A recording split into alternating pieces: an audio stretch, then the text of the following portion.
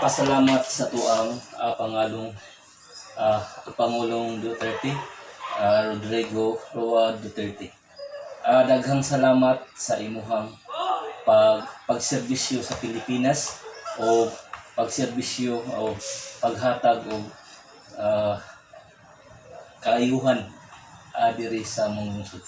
Kay tungod po sa ato ang presidente si Rodrigo Roa Duterte, nasiminto ang ato ang mga kalsada sa bukid sa Build Project.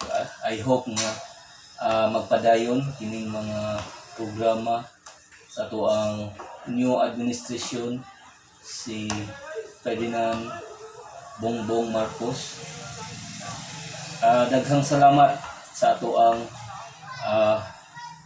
nga murag humana ihang termino ni Rodrigo Roa Duterte. Daghang salamat once again. Daghang salamat sa ato ang hing-except nga presidente si Rodrigo Roa Duterte sa imong paghatag o pagserbisyo og maayo sa Pilipinas. Ilabi na sa ato ang nakabenefit po sa build ni President Rodrigo Roa Duterte ang matalong. Once again, I thank you sa ato ang hing-except nga presidente si former President Rodrigo Roa Duterte. I hope nga magpabilin ang inyong pagserbisyo dito sa Davao.